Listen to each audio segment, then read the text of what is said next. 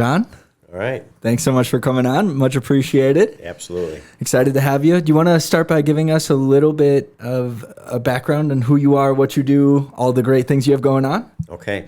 I'm John Garrido. I'm a retired Chicago police officer. I was on the police department for almost 32 years. I retired as a Chicago police lieutenant out of the 16th district. I'm also an attorney. I have a small law office with my partner, Ken Stopa. We're here at the Petrobras Credit Union building. They just changed their name, so I don't know the. You just educated me on that. It was great. Right. So, but we're and that's where we are right now in our office, Nice. Which is at Harlem at Foster, and we do mostly real estate transactions, probate, and wills and trusts and things like that. And we do a little bit of personal injury. We work together with Mike Malatesta down the hall, is another attorney, and he's a personal injury attorney. Interesting. And then do things in the community. Well, I've got my wife and I founded a rescue foundation, animal rescue. So it's called the Garrido Stray Rescue Foundation. Primarily dogs. We deal with some cats, but mostly it's dogs that just come our way. And then I'm also on the Gladstone Park Chamber of Commerce and the Gladstone Park Neighborhood Association. I'm a board member on the Chamber of Commerce, and I am a vice president of the Neighborhood Association. That's amazing. That's everything right that I can think of. That's a lot to unpack there. So where do you want to start with? Let's start with the police side of things. So you said 30 years. Almost 32.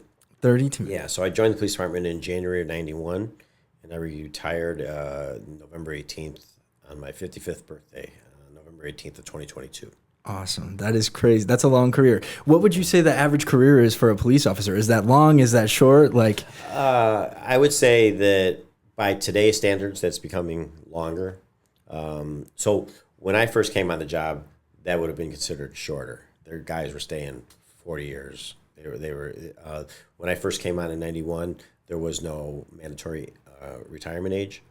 So you had guys staying until 67, 68, 69, 70 years old. What's the mandatory retirement age now? It was 63, and I believe they just changed it to 65. Interesting. So it's right around there. I didn't know that was the case. Yeah. There's I think the mandatory minimum age was 35, maybe, unless they've changed that. To become a police officer, it was 35. Right. They may have changed it because they've been having such a hard time recruiting, so they've changed their standards. Similarly, the reason why they changed the retirement date was because trying to get people to stay a little longer.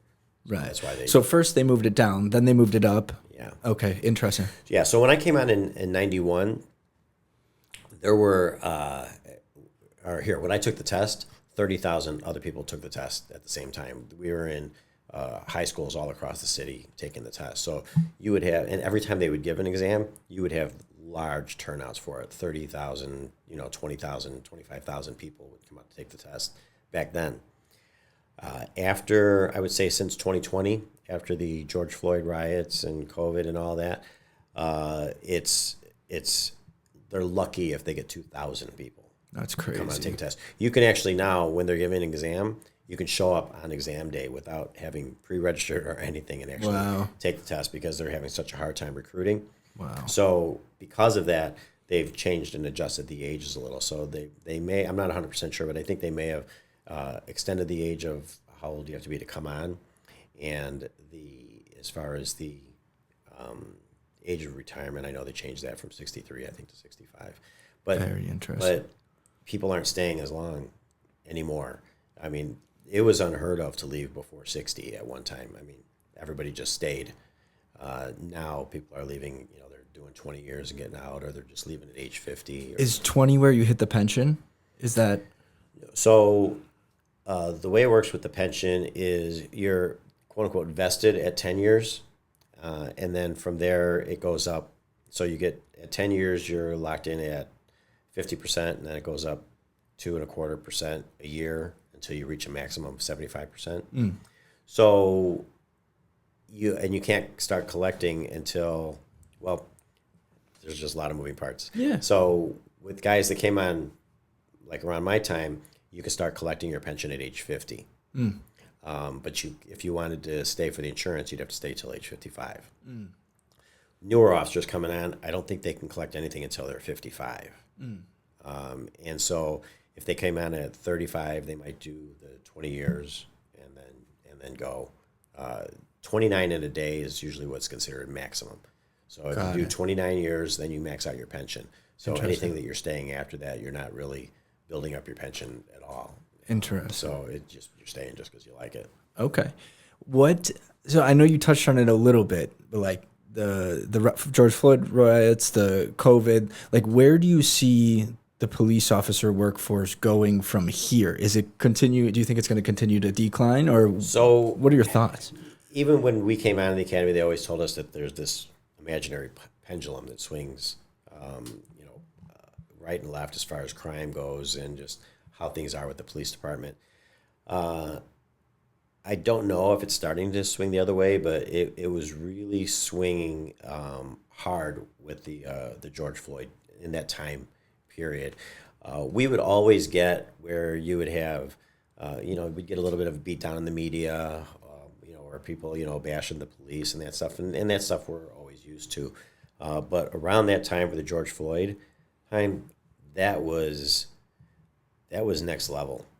We had politicians that were just completely turning on us, and it became beneficial to them to throw the police under the bus whenever they had the opportunity. They almost, as opposed to before when it would be, while they might have been mad at what the police did, like if you go back to the riots in the 60s, they might be mad at the actions of the police, during those riots and whatnot. But ultimately they were angry at the mayor or the politicians. This was a shift where it actually became like the police became the enemy. Somehow we were the bad guys. It was the narrative in the media was that it was almost saying like that we were serial killers, that we were going out on a regular basis, just hunting down and killing black men. And it couldn't be further from the truth. But with social media and the 24-hour news cycle, you're going to have scenarios where if something does happen, that it goes viral, and it can, if you have a few of those incidents, it can make it seem like, oh, this is happening all the time. And it's just not. I mean, there are hundreds of thousands of encounters that the police have with the public on a yearly basis, and it's a small percent where it actually turns deadly.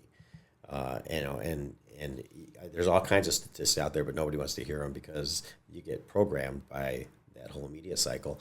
So it really changed dramatically in that 2020 year, and then from there on, it just one thing after another, where at least in Chicago, changing the policies and just making it more and more difficult for officers to be able to go out there and do the job. And they basically crushed and just did away with proactive policing.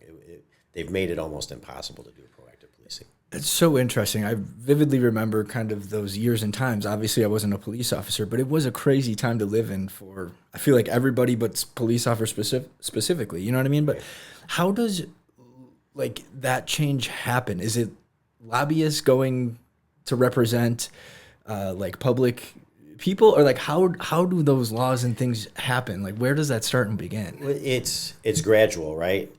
So they say elections have consequences. Right. So here in Chicago, if you just look at the last mayor's race, that was with Paul Vallis and Brandon Johnson, we have 1.5 million registered voters here in Chicago. 1 million people stayed home and didn't vote. So now you have only 500,000 people voting. They were almost 50-50. It was close. I think Johnson won by 28,000 votes. So now you're talking about out of that, that's 250,000 out of 1.5 million people decided who the mayor is going to be. Mm-hmm. So you end up with a small section of the population deciding who's going to be managing things, and that section of the population may be radical. They may be, their interests may not be the best interests of the Chicago Teacher Union. You said it. I mean, I love teachers. Lots of friends that are teachers, and but boy, that teachers union, they do not like the police, and they are 100% out for their own interests. And here's a twist to that. We can be upset with and mad at the things the teachers union does, but they're essentially doing their job. They're supposed to be advocating for their members, and their members are teachers, right? So it's for them to get them as much money as they can, as much benefits as they can, and everything that they can for them, right? That's what they're supposed to do. The problem with the teachers union is they usually go above and beyond that. So they start getting involved in other things and bashing the police and getting involved in other things that have nothing to do with what their function should be, in my opinion. Sure. And then that's what demonizes them and then just gives them an entire look. It's really interesting because I moved here about 8 months ago. I'm originally from Wisconsin. Then moved here about 8 months ago. My fiance's family is from Saguenay. We're getting married next Saturday, so super excited for that. You're getting married. Getting married. Congratulations. Yeah? Thank you. And then, coming from Florida, the policy is way different. You know what I mean? It's a very interesting space. Yeah. A lot of police officers are moving to Polk County to go to go do their service down there. Yeah. So it's been and I've always been interested in politics and those kinds of things. So coming here, I've started to do a lot of research on kind of all the things that we're talking about, Mayor Johnson, the CTU. Mm-hmm. You have a firsthand experience on the police side with it, which is really interesting. But I love that world. It is so intriguing and so interesting to me. Well, you even just said it. So when 20 years ago, 25 years ago, it was almost unheard of that somebody would leave the police department to resign. I mean, they were, if they were leaving because they were either retiring or they got in trouble. That was usually it. If we had 3, and I'm talking citywide, 3 or 5 or 10 officers that left like they're going to go and just move and go into another department or just leaving the job altogether, that was that rare. Mm. Fast forward to 2020, 21, 22, 23, we were upwards of 700, 800, 900 officers that were leaving the department. And the majority of them were going to other departments, because you just said in Florida, right? They're going to Polk County. They're going to departments. So they're not leaving law enforcement. They're leaving Chicago law enforcement. Policy. It became such a toxic work environment here that it just made sense, if you still wanted to be in law enforcement, just to go somewhere else. That's so crazy. So, I guess you kind of mentioned it a little bit. You think it might be starting to come back the other way, or when do you see a turn happening? Like, if you were to predict the future, if you could, what would your thoughts be like moving forward? It's going to look like this. There's a lot of police officers. So I'm in the military. Mm-hmm. A lot of them are police officers. So it's interesting. I have conversations with them all the time. Yeah. Like all the body cam stuff. Like, it's just such an interesting world to me with everything that's been going on. So I'm really intrigued. Yeah. Is it swinging back yet? It seems like it could be a little bit, but that pendulum moves slow sometimes. And so I don't know if it's going to change, anytime soon. I would hope it would. And, and I'm not even asking for it to swing and go all the way the other way where, police can do no wrong and, we walk on water and it's, this, everything, just a middle of the road. So it's just, let the officers do the job they need to do. Sometimes mistakes are going to happen. When an officer makes a mistake, the go-to, at least here in Chicago, the go-to is, we need to, prosecute them and throw them in jail and destroy their lives. Unfortunately, mistakes can happen in law enforcement and it could end up in a fatality. But at the end of the day, the officer didn't have the intent. Wasn't, going out, I'm going to go out and kill somebody today. That's just not the case. So this desire to want to destroy that officer's life and imprison them, we need to get away from that.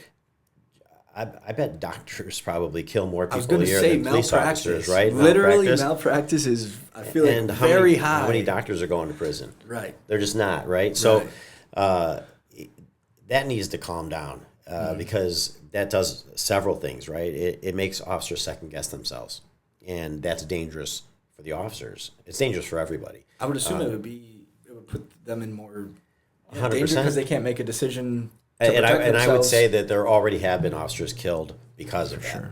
Already, it's crazy. Because of that, because they're second guessing. They don't want to be that next viral video that's going to be on the 10 o'clock news, to where now they're being prosecuted and they're going to prison, and they second guess their decisions, and that can end in a bad way for the officer, and it's not good for the public. If you end up with an entire police force that's obviously, you don't want a police force that's reckless, right?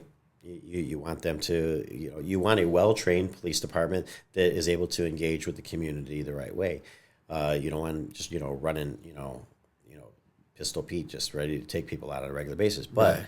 what you do want is you want officers that are confident that they can go out there and do the job, and knowing that, God forbid, that if something does go wrong, that they have the support of the department and of the community. Right. And that changes the dynamic and the demeanor of that officer as far as how they're going to do their policing. It's hard to be proactive and do proactive policing if you're always concerned that at any given moment a mistake is going to end up getting you either fired or, even worse, sent to prison. Right. I see a lot of videos online, and I'm sitting there like, I would not have waited that long to take action. But I feel like what you're saying, like they can't. They feel like they. And then something bad happens, and it's like, well, there we go. You know what I mean? It's, right. And the bad guys play up on that. They know. And politicians, things that they say in public and in the media has a significant impact nowadays, much more so than before because of social media. It has a direct impact on policing out there. I remember when Lori Lightfoot and I think the superintendent at the time might have been Johnson, they came out and actually did a press conference announcing that they were implementing this foot chase policy. Almost immediately, within days, you saw videos of police officers that would go chasing after somebody, and they're on the video yelling at the police, "You can't chase them, you can't chase them." And one guy actually tripped one of the officers that was running after somebody.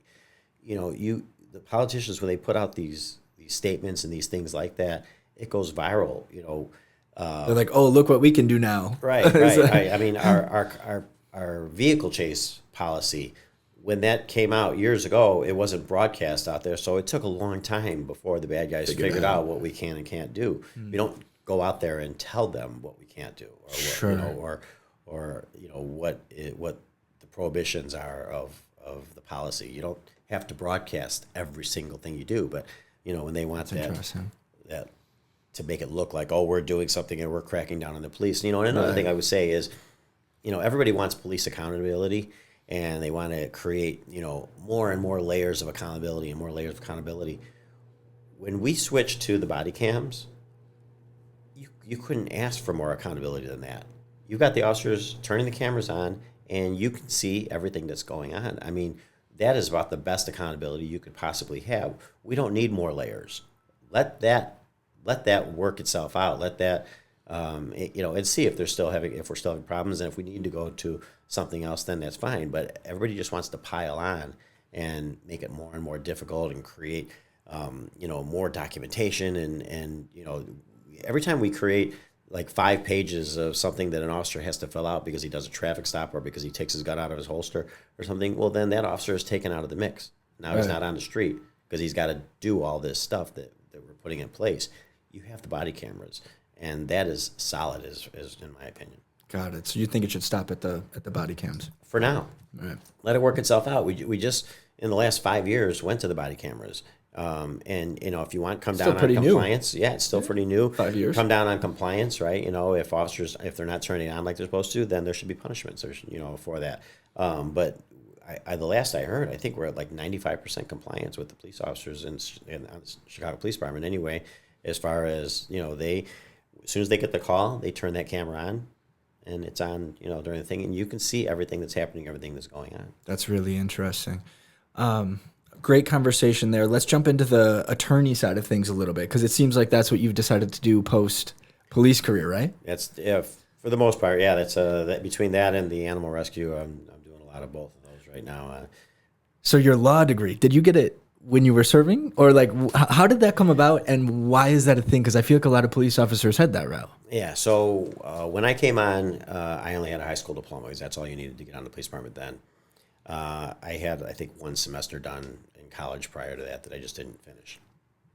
So I went back to school part-time to get my bachelor's degree, and then I went to school part-time to get my law degree. So I always tell whenever I would go, as a police officer, when I would go speak at schools, talk to kids, I would tell them, if you're thinking about taking a break, from police school officer. or anything like that, no, I'm saying get your schooling done. Try to go go all the way through and just get it done. Okay. Going part-time, it took me 14 and a half years. Oh, wow. Going part-time to get my bachelor's degree and to get my law degree because I was Sure. just taking a couple of classes a semester. And by the time I didn't That's a long... It's a long time. Right. When you can just, go ahead right out of high school, get your college degree and then get your, whatever schooling you're going to do, if you're going to do it, I suggest that you just get it done out of the gates as opposed to try to do it part-time because part-time is...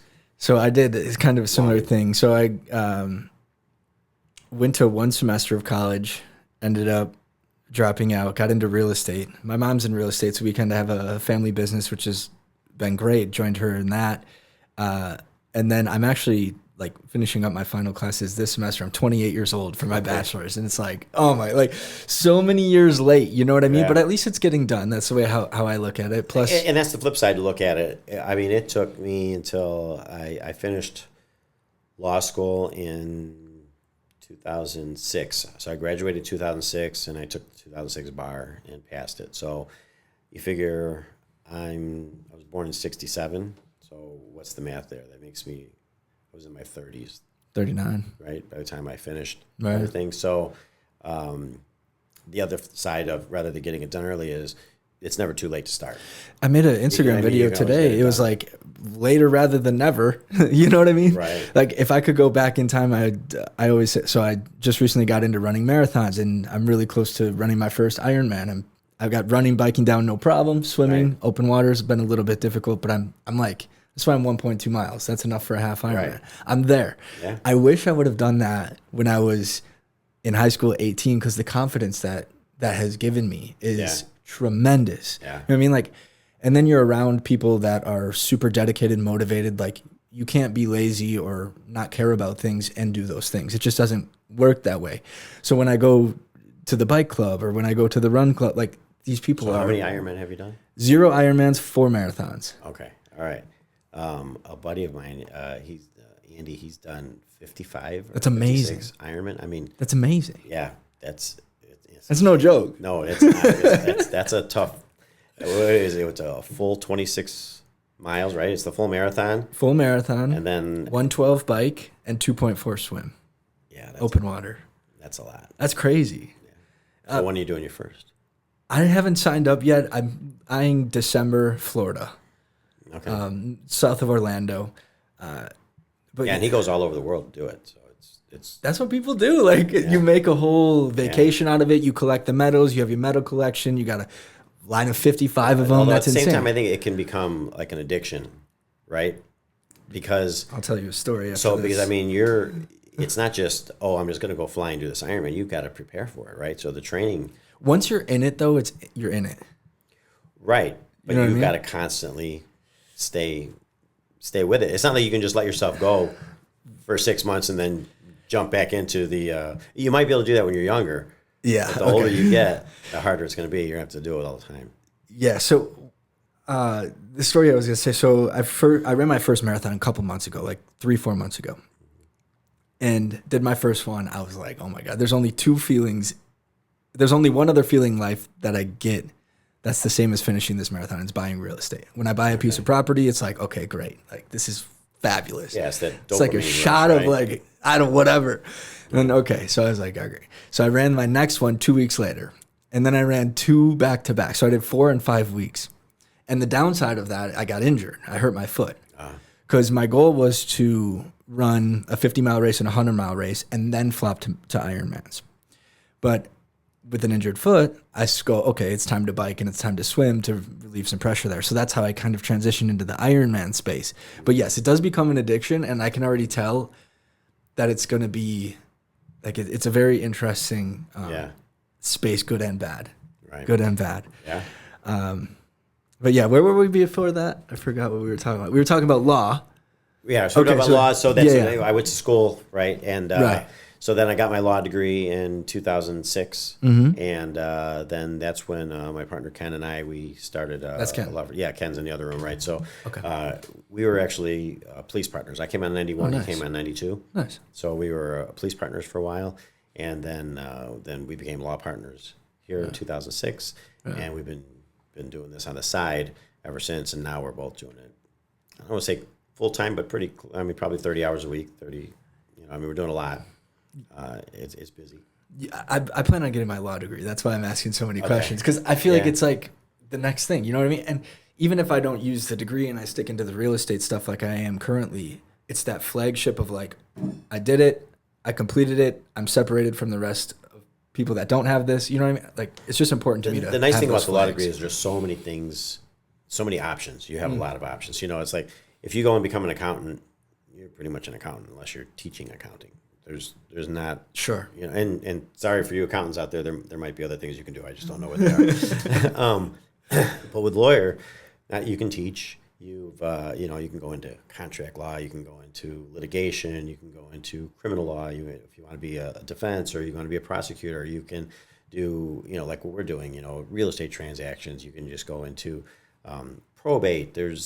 I mean, it's endless what you can do, and the options, the opportunities are there's a ton. So Let me ask you this. So big AI, everything's getting influenced by AI, right? Where do you see law and AI going everything's together? toast. What do you mean? Tell me more. Everything is AI is coming. If you're not paying attention, it's going to get you. So I truly think there's going to be massive unemployment coming in the next 10 years. I agree. Because of AI, 100%. and especially if we get to quantum computing and you marry that together, that's going to be next level.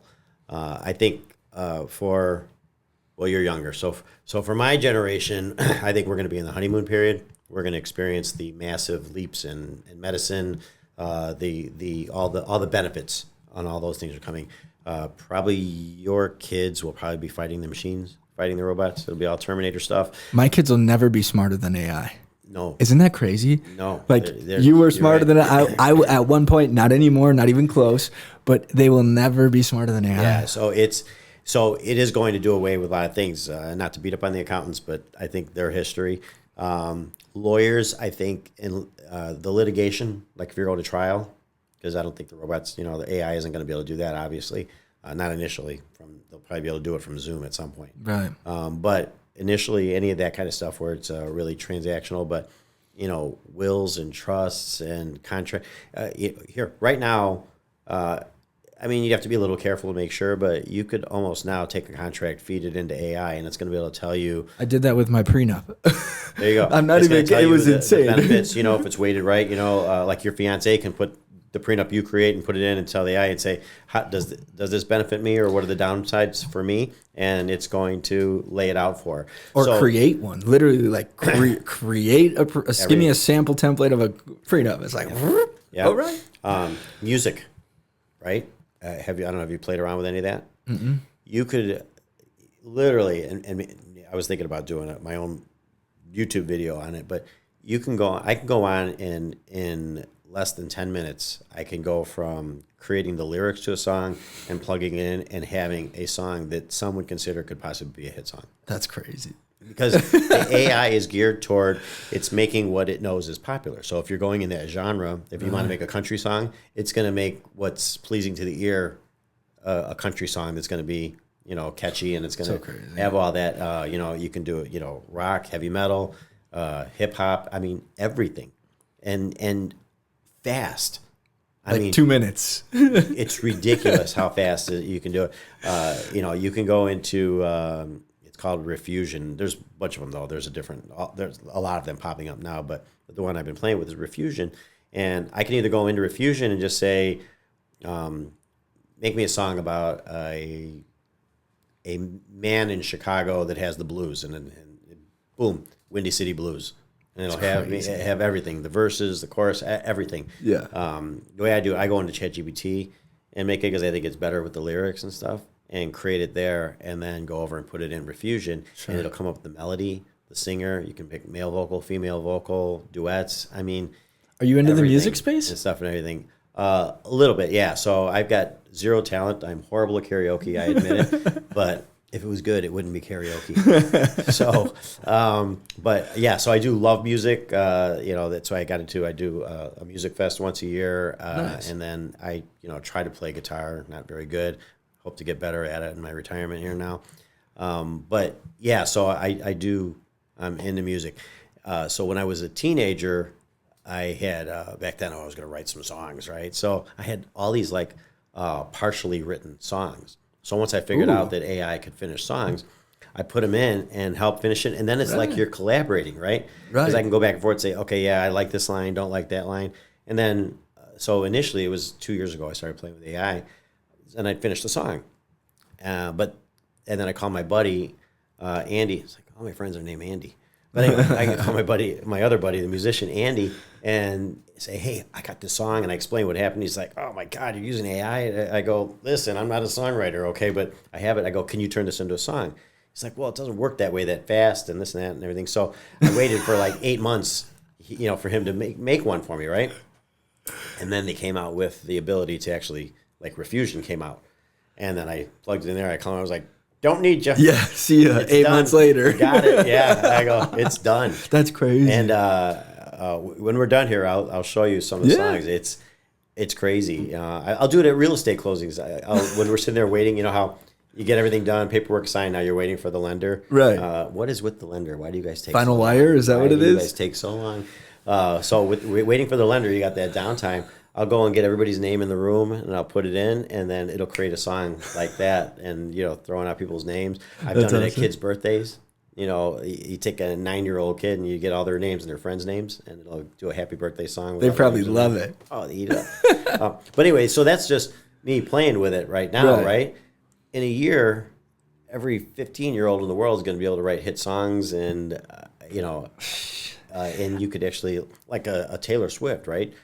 I don't even know if because they've had AI, maybe she's belting out AI hits now. I have no idea, but she could go in, because if somebody who actually knows music and everything, I mean, I'm just playing around with it and coming up with catchy songs. Somebody who really knows what they're doing, they could take their lyrics or finish their songs that are good songs and put them in, come up with melody, and then they just go to their band and say, here's our next song. They learn it and then put it out. Right. That's really, I'm kind of at the camp, like there's going to have to be a monthly payment to every human at some point, because there's going to be no work left at some point. It's going to be extremely difficult. So, and that's the other thing with parents, you need to start paying attention to this stuff, because you're going to have to start guiding your kids in the right way. Like, sending your kid to, become an accountant may not be the best way to spend your money. Or an attorney. They may not be the best way to spend your money, because think about the hundreds of thousands of dollars that parents have to spend on their kids to go to school now. Right? So you might be better off if, I think our one friend, they're going to Purdue, and when it's all said and done, it's going to cost them like $400,000 or $500,000. That's ridiculous. They might be better off taking that, put it into a house. So now you're talking. Well, but now their kid has a property that they can live in, right? That they're all set, and then they can work it out on their own, what they're going to do with school, or what their what their route is going to be. But to go and spend hundreds of thousands of dollars to get a degree in something that might be replaced by AI. The schools know what's happening. I'm literally taking classes right now, and there's a lot of, like, teachers are grading with AI, right? So we every student submits a paper or whatever. We're using AI. Teachers are grading with AI. So it's beneficial 100%. to both sides. Yeah. And I feel like the schools understanding know what's happening. So they're starting to make everything like available on. You can go to law school 100% online now, which is really interesting. Law school. A bunch of them. So like UIC, for example, offers 1 year online, 2 in person. It just got up to 50% because they know what AI is doing. So now you could take a year and a half online. Yeah. I feel like next year or the following year, it'll be 100% available online. Right. Should you do that? I don't know, but it's happening. You know what I mean? So it's a really interesting space. But the schools, I really think they know kind of what's happening. It just hasn't kind of come to the public yet. That ramifications haven't been implemented. Right. I don't know. It's just a very interesting thing. So you think lawyers are, because I'm going to go to law school. Well, it depends on what you're going to use it for, right? So I think you still have a lot of fields to go into. I think if you're going to go into law like that, depending on what you're going to use it for, I think it could still be beneficial to you.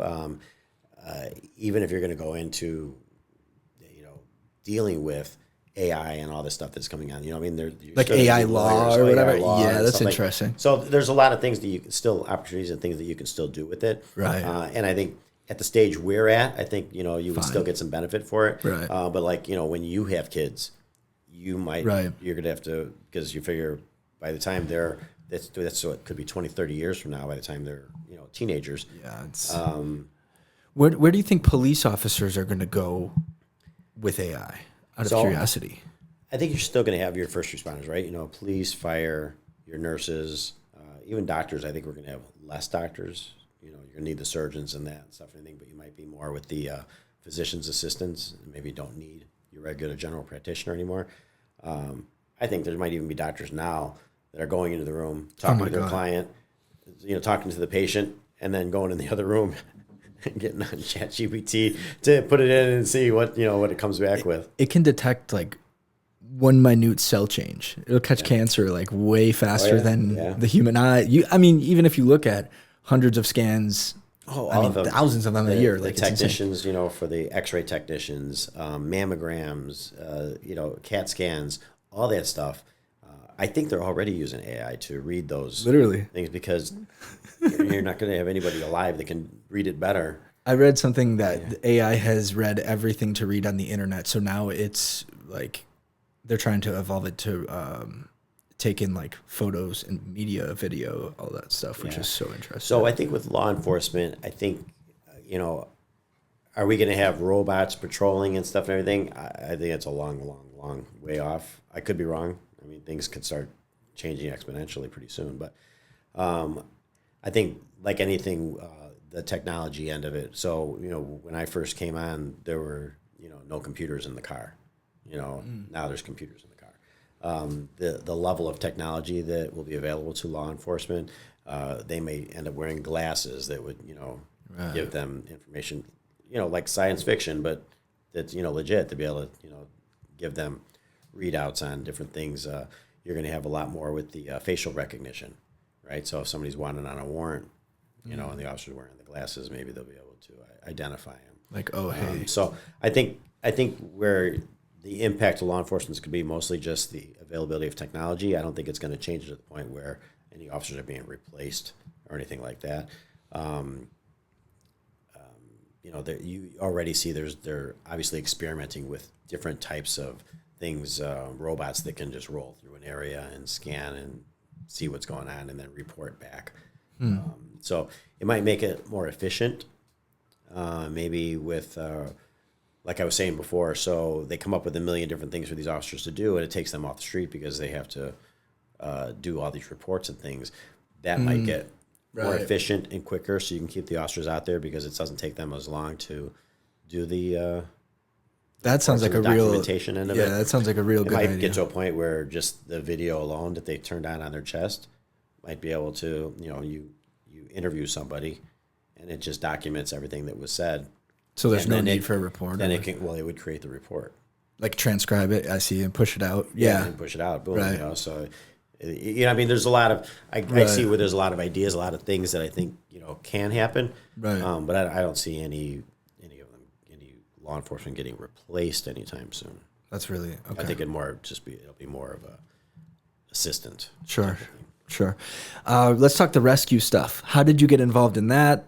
I know you mentioned you do dogs and a little bit of cats, but mainly dogs. Can we dive deep into that and figure out how you started and tell us about animal rescue? So my wife and I, whenever we would go on vacation somewhere, we would always, see animals that are, you go any of these other countries and stuff, you're always seeing animals running around. So when we go, like whether it be Mexico or somewhere that we would, or Dominican Republic or things like that, we would always help whatever animals that we saw, or if one was injured, we would try to get it to a vet. We were in St. Martin and a dog got hit by a car. We tried to save that one. So we're always involved that way. In 2014, we were on vacation in Belize, San Pedro, Belize. So San Pedro is on a little island right off the coast of Belize. Okay. And we were there, and we're walking down the beach, and we see a Doberman sitting on the beach. And we thought that it was next to a table where there was a guy selling some stuff, so we thought it was his. But then the Doberman started following my wife. So I took a few pictures. I post a lot of stuff on social media. If you didn't already notice. So Facebook? Where are you posting? Yeah, Facebook. Okay, mostly I saw. Facebook. Yeah, Okay. yeah. I'm old, so I was like, our generation, my generation doesn't use that. yeah, I know. Yeah. So yeah, well, I stopped using MySpace, so we're past that. It's very valuable. I'm not saying it's not valuable. It's extremely valuable. It's just I don't know for whatever reason. It's huge. Doesn't exist in my world. For networking. Right. Groups. Just yeah. Well, I'll explain. So right with like our rescue doesn't survive without Facebook. Valid. I mean, that's where the network is at. So walking down, and I'm taking pictures of the dog following Anna. And then when we veer off and we go onto the off the beach and into the town, the dog keeps following. So we decided to go get some food. So I go get some food for the dog. And then we noticed the dog had an injury. Somebody had... So there's an old-fashioned way of neutering animals, right? They do it with cows mostly, I guess. When they're born, they can like tie a string around the testicles. I know, gross. And then it cuts out the circulation, and then they fall off. That's like an old-fashioned way of doing it, right? That's what this dog had. But this dog was 2.5 years old and had that, and it looked bad. Oh, it still hadn't fallen off. No. Oh, God. It was just, it was this that's crazy. terrible, okay. Yeah. right? So we're like, oh, this dog needs to go to a vet, right? So we went into a hardware store, and I got some rope and made a little leash out of it, and then we took him, and by the time we found the vet, it was closed. So then we decided to bring the dog. We snuck him back into our hotel room, and that's where he hung out with us then overnight, and that's when my wife named him Pedro. So future reference, as soon as your wife names a lost animal that you found, it's going to be your animal. So It's ours. Dang it. it's yours. Yeah. So as soon as she's like, calling him Pedro, I was like, who's Pedro? She's like, well, this is Pedro. And I was like, Great. awesome. So we went and talked to the hotel, the people, and there was like a little restaurant outside there. And we told them we found this dog, and they said, you know what? There's a humane society. It's like almost across the street from the hotel, and right down the street from where the vet was. So we're like, okay, well, we'll go there first. So we go there, and they said, yeah, they said that dog escaped from here. And we're like, well, look what somebody did to this dog. And we point out, the string and all that. And they said, yeah, we did that. And we're just like, now we Can't go back there. We're in another country. No, they took the dog from us. We're in another country. So we're like, what can we do? It's not like it's not our dog. And we're there. So they said, no, this dog escaped from here. This is our dog. We're taking it in. This dog has an owner somewhere on the island, and we're taking the dog. So we left there, and Anna was in tears. And we went back to the hotel, and we were telling the restaurant people that we met there what had happened. And we told them that they gave us a name of who a possible owner was. So we mentioned the name, and there was somebody sitting at a table right there and says, oh, I know that guy. He has a diving thing right up the beach. So we decided to go there. He was out on a boat thing, but his mom was there, and she says, yeah, they brought the dog over from Guatemala, and since he was a puppy, basically, he keeps running off. So he's almost never with them. So he's constantly running the beach and whatnot, and basically he's like, it's our dog. We get the tickets for it, but it's not our dog anymore, Sure. right? So we asked then, well, would they mind if we adopted the dog? And they were just like, sure, go ahead. If you can give him a better life, go ahead, take him, right? And in San Pedro, Belize, they actually, because of all the stray animals, every 2 years at that time, they would bait to kill off the strays. So this dog was already 2.5 that he made it that long. Who knows how much longer he was going to be there. So we then went and we picked up some dog food and stuff for donation, and then we went back to the Humane Society. Well, when we got back there and I was talking to the lady, Anna was looking at the dogs that were in these. They weren't even crates. They were more the travel bins that they had, and they were all stacked on top of each other. And she heard crying coming from one, and she went there, and it was Pedro. No way. Yeah, he was laying on his side, wailing in pain. So I went back to the desk. We were like, what happened to the dog? And they said, oh, they did a surgery on him. All right, so they castrated and cut it off. There was no vet on site, so it was just the workers that did it, and he was in bad shape. So we offered to make them a $100 donation if they would give us a dog. So they took it, gave them $100. We got him out of there, and we were able to barely walk him down the street to the vet. The vet said that he wouldn't have survived the night had he stayed in there because it was such a bad job. Now, while we're doing all this stuff, I was posting on Facebook from the very beginning all through this. This is only like 24 hours. So one of our friends up here asked if they could put up a GoFundMe to raise money for Pedro. So she did, and within 24 hours, we raised $2,500 to take care of him for his medical care. And then that's when we started the process, figure, okay, how do we get him from here back home to us? So because they had not had him vaccinated, he had to get vaccinated, and then we had to wait a minimum of 30 days before we could get him back. Oh, wow. So this was in May, and because there's different times of year when you can't bring animals on planes because it's too hot or too cold. Because they fly under at that time? I think it's a heat thing in that time. So May, June, July, August, you can't have any animals in cargo because it's just not temperature controlled enough. And it's just either too hot or too cold or whatever it is. Let me ask this. I've always been curious. They fly cargo, but like, is there a separate section for them under there? Like, have you seen it? What does it look like? I haven't seen it. Okay, that'd be so interesting. I don't know what it looks like. And we've heard so many horror stories where animals have died and just got out and stuff. And so we couldn't do that. So he's going to have to stay there. So then the people from the restaurant, they had a friend named Jack, and he said that he would foster Pedro until we could figure out how to get him back. And we were only down there for 5 days. So all this happened. Right. So we flew home, and then that was when the big process came about. It was, okay, how are we going to get Pedro from Belize to Chicago? And I mean, I was putting out messages, on social media, reaching out, any ideas. We checked with, there's planes, small planes that will transport dogs, rescue dogs and things, but it was too far. There was no place for them to refuel and stuff. We couldn't bring them on a regular flight in cargo, and we couldn't really do it by boat. I thought about possibly taking him and getting over to Cuba and somehow coming around that way, but that wasn't going to work. So we were trying to come up with all the ideas. So the final idea that we came up with was I met a friend of ours introduced us to a guy online that had his own rescue in Cancun. So it was Hector.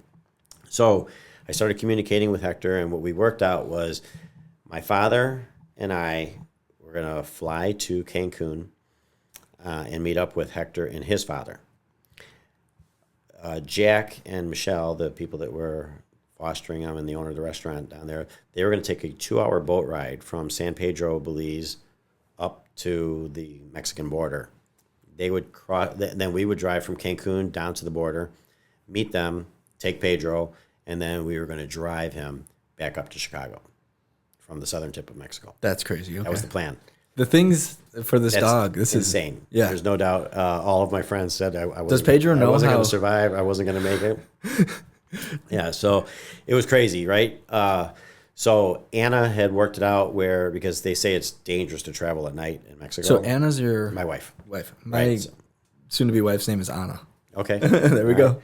Yeah, so she worked it out where based on time that we would be able to go from one point to the next point driving all day and then get to the hotel before it got dark and then stay overnight. So we started that process, and I documented the whole thing and was just uploading, and it just started to build this following. Nice. Watching, and there was an app at the time that I could use where they could actually see our speed when we were driving and stuff, and so it made it made it all pretty cool. Right. Getting him back. Then we actually got there was a road. They put up a roadblock, and then these guys with rifles that kind of look like police officers and everything were pulling everybody to the side of the road, and they were going through, and they were basically taking stuff from them. So we had that experience. I was afraid, what was going to happen with Pedro, and but we got the whole thing on video. And that was in Mexico. That was in Mexico. Yeah. When we were going through, it got pretty nerve-wracking at times. Can't imagine. Yeah. So So we ended up, while we were working our way through Mexico, then Anna and another friend of ours left Chicago and was going down to meet us at the Texas border. And then when we got to the Texas border, Anna crossed over into Mexico, and it just happened to be the day that we got there where she crossed over to Mexico was June 28th of 2014, which was our wedding anniversary day. So I put a red bow. I put a red bow on Pedro, and That's great. and then we had the reunion. Sorry. So Pedro passed away last year. Sorry. Side note. Sorry. So I was going to get through it without getting emotional. Take your time. Yeah. We'll cut this out. Don't worry. Yeah. So, so Pedro, so we got him back, and then we drove him back up north. And because of that following that was created from that, when I went back to work, a dog came in, and I thought, maybe I'll post it on social media and see if we can find the owner. I posted it within 5 minutes. We found the owner. I was like, all right, wait, we're onto something here, right? So then next dog comes in. I post it on social media. We find the owner. The next one comes in and needed medical attention. So we took him to our vet, and we had the vet care taken care of. And then it got to a point where then we were starting to run a tab at the vet. So he gave us like a $20,000 credit line, and then we would just pay it down whenever we could. And then we started getting some donations that would come in for it. Some dogs would come in and they would be super matted. So we got with a local dog groomer, which is called the Dog House, and they would groom the dogs for us and clean them up. And it just actually evolved organically from 2014 till finally 2017, where we have a contract with Animal Care and Control where we're a stray hold approved rescue. And we became a 501c3. And nice. So now if an animal comes to us, it's just like if it's going to animal control. So we go through the stray hold period, and then if the dog has a microchip or a tag, then we have to send a letter to the last known address, and then it's a 7-day stray hold period. If they don't have anything at all, then it's just a 3-day stray hold period. And after that, it becomes city property and is immediately transferred to us. And we've been averaging anywhere from 100 to 200, depending on the year, 100, 200 dogs a year that would come through our rescue. We have about an 89% return to owner rate, which if you compare that to animal control's at about a 25% return to owner rate. And through no fault of their own, they're inundated with animals from all over the city. And so, but still having an 89% return to owner rate is pretty good. And it's because the animals that are coming in are in our network.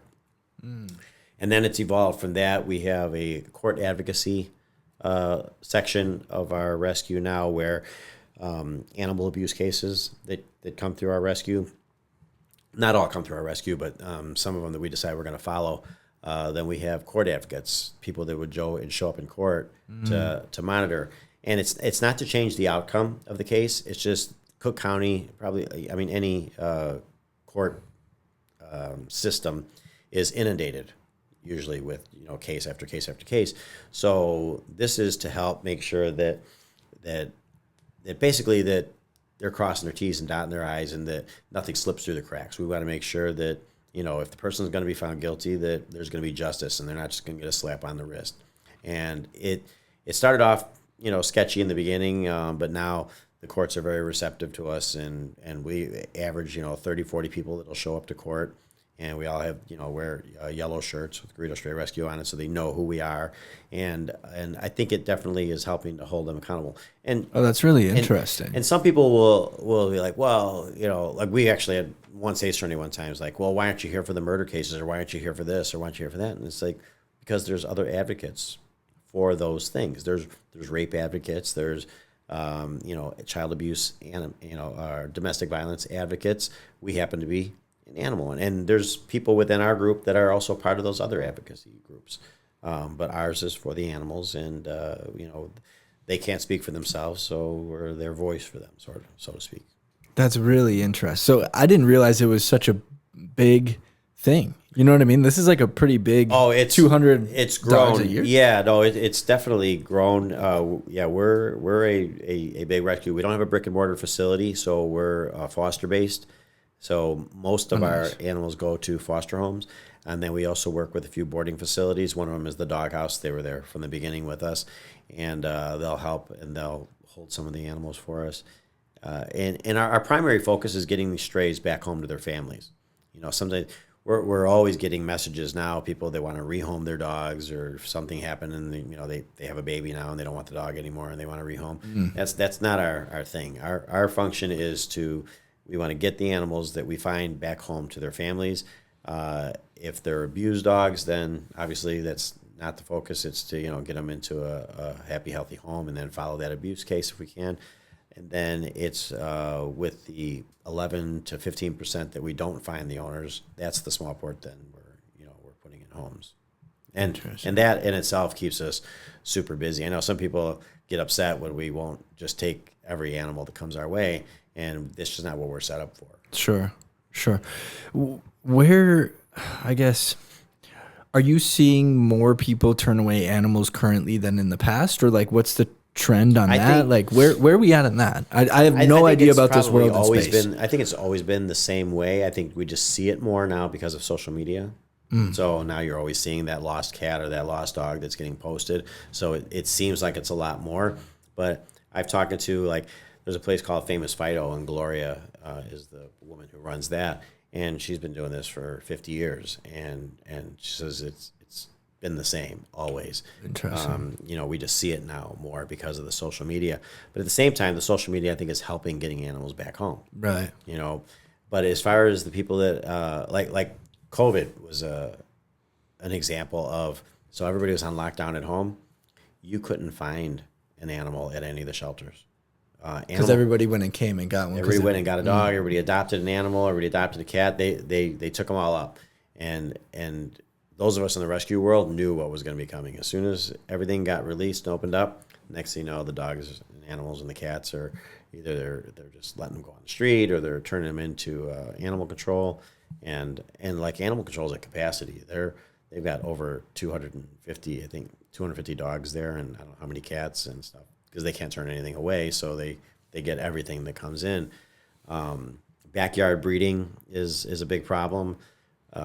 There are so many adoptable pets out there in shelters. I wish people wouldn't go buy these designer dogs. And a lot of these designer dogs, they'll go out and get, and then they have medical problems later on, and then people don't want them anymore. They just want to discard them. So there's just adopt.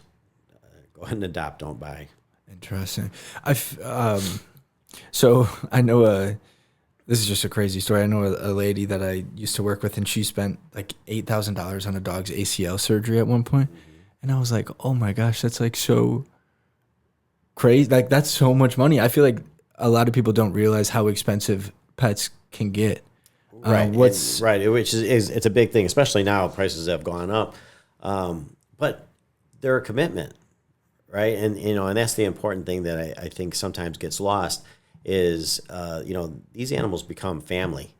So is $8,000 a lot of money? Absolutely. Hopefully if a person could get pet insurance, that might help offset it.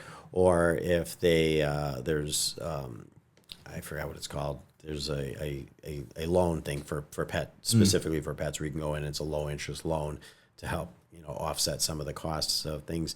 But they are expensive, and that's one thing that we've sometimes have been able to help with. We had a dog where a 14-year-old girl was walking her dog, and this crazy lady came up and tried to stab the little girl, and then instead went and stabbed the dog several times. So the woman was arrested, the dog was rushed to the vet, and then we got the call from the 16th District TAC team. And they let us know that, hey, this dog's at this vet, and here's what happened. So the problem is the family was faced with the vet, the emergency vet, needed $10,000 to do a surgery to save the dog's life. And it was going to be either you have $10,000 or we're going to have to euthanize your dog. So fortunately, we were able to go online, put out there what happened. We raised some money right away. That's crazy. We were able to pay for it. Yeah. So save the dog. The dog's alive today. That's amazing. And it's one of the court cases that we're following. So, oh my God, really? Oh, that's crazy. Yeah. How long has it been in? No, it's been a few years now. Really? Yeah, it takes that long? About three. It shouldn't, but our justice system does drag out. So sometimes we're able to do those things. And, the partnerships that we've been fortunate enough to make with things like whether it be the doghouse, as far as boarding facilities with the vets, or with Portage Park Animal Hospital or Rising Sun, just a variety of these animal hospitals. Pet Want Chicago is a pet boutique, and they donate food all the time to the organization. And it comes down to, it's like if everybody does a little, it becomes a lot. That's what it seems like. It seems like a very tight knit community too. Everybody's very passionate about. Right, yeah, and it comes together and helps out with the need that's out there, whatever it is. Awesome. Is there anything else you want to say before we wrap up? We've got about an hour of content, so that's a good amount. Okay. Yeah. We didn't talk about the Throwback Music Fest. Yeah, let's talk about it. All right. So when is this going to be released? I can have it ready. Give me 3 days or so. Okay. All right. Good. So because the fest is in a week. So. Oh, we'll be plenty before then, so we'll push that out. All right. So yeah. So I'm a board member of the Garrido. It's not the Garrido. It's the Gladstone Park Chamber of Commerce and the Gladstone Park Neighborhood Association. I'm the vice president there. And in 2000, I got on the board in 2000, the chamber probably back in 2011. And early on, I was thinking about, that our community doesn't have its own festival. At the time there was Edison Park Fest and there was Jeff Fest, but Gladstone Park didn't have its own festival. So Gladstone, just so people are understanding here, it's between Jefferson Park and Norwood? Yes. Okay. Pretty much. Okay. Yeah. It'd be, if you were to go around, it would be basically Jefferson Park and Norwood Park. Those would be the big areas there. Sauganash might be on the other side of it, on the east side of it over there. So okay. Yeah, in that area. Basically, where Milwaukee Avenue runs from Central up to Devon. Got it. And then straddles those sides there. So got it. Super Dog is, yep. Right. Am I holding this right? Yeah. Yep. So it, I was looking to try to put together, to come up with our own fest. And I was having trouble finding a location where we were going to go and what we were going to do. And then in 2015, I think it was, I had run for alderman in 2011. Got it. And then I ran again in 2015. Excuse me. Clear my throat. 11, 12, 13. Yeah, it was 15. So I wasn't getting along with, obviously, my opponent who won, right? Is he still? No. Okay. He's gone, and for good reason. But anyway, so I didn't get along with him. So I now was limited. I had to find a place to put the fest that he wouldn't have any ability to mess with. So the boundary for the wards, the 45th ward and the 39th ward, Gladstone Park was split between the two wards. And the one street, which was I should know the name of the street, but I can't remember right now. But anyway, so I was searching on the other side of that boundary over in the 39th ward, and I was driving past Alec Funeral Home, and it was perfect because you have where the street goes around. If you're coming south on Milwaukee, right there where it splits Elston and Milwaukee, so you've got an easy way just to go right around. So it was just a matter of closing Milwaukee Avenue. So Marge Lorino was the alderman at that time of the alderwoman of the 39th ward. So I went and saw her and explained to her, hey, this is what I'm thinking, this is what we could do. And at first she was like, absolutely not. She said because they had just redone the boundaries and that was a new part of her ward, and she didn't want to do anything to upset the neighbors over there with loud music or anything like that. So she shot me down the first time. So then I thought about some more, and I went back to her and I said, and this is true, I said, how about if we face the stage toward the 45th ward so any music complaints will go to the 45th ward, which was the other alderman. That's crazy. Thumbs up. She's like, okay, fine. That's awesome. So that's how we were able to get her to allow us to shut down Milwaukee Avenue. Super cool. In the 6,000 block over there. So our first one was in 2016, and it was a massive hit. I mean, it came off great. And then since then, we've evolved. Last year, I added a carnival to the south end of it, and that was a hit as well. And now it's 3 days of music We have a car show on Sunday. We have lots of vendors, lots of food. We have the carnival now. It's become this giant neighborhood block party. That's so and cool. It's really become a huge hit. And when is it? So this year it's going to be September 5th, 6th, and 7th. September 5th, 6th, and 7th. That's coming up here. It's always the weekend after Labor Day. Got it. Every year. It's always the weekend after Labor Day, whatever it is. Super awesome. And on the Sunday of it, we have, not only do we have the car show, but we have a heroes section where we do a tribute to first responders and to any military that were killed out there fighting the wars, whatever, 9/11, all that stuff. That's super cool. Yeah. Really. That's hilarious that it also the final okay was like, hey, we're gonna face it that way for the music. That's so clever. So it went down. That was the only way that we were able to get it done. That's it. So Alderman, what sparked your interest to run for Alderman? Very interesting. So actually, it was a guy. His name is Dan Proft. So I had run a security company on the side early on. It wasn't even a company. It was just getting, if anybody was looking for security and they wanted off-duty officers, I had a pretty good network and I was able to provide them. So he was running the campaign for Larry Dominic, the mayor of Cicero, and they were looking for off-duty police officers to work security for that election. So I was able to provide them to him. So I met Dan at the time, and then later on he called me up and asked me if I'd be interested in running for office. And I said, I thought about it, but, didn't really know what the way to go about it. So he talked me into running for Cook County Board President, which is not the best office to try to run for your very, very first time. Right. I mean, that's a big office, but it was like boot camp for politics. So I did it. I jumped in both feet, and you don't realize how Cook County big it is until you try to crisscross all over it. Think about it, going all the way up to Barrington and all the way to Tinley Park and all the way to the North Shore and all the way to the Southeast. I mean, it's huge. Did that, and then actually ended up in a debate on Channel 7 with my opponent. So I mean, it was pretty good. I really, really learned a lot.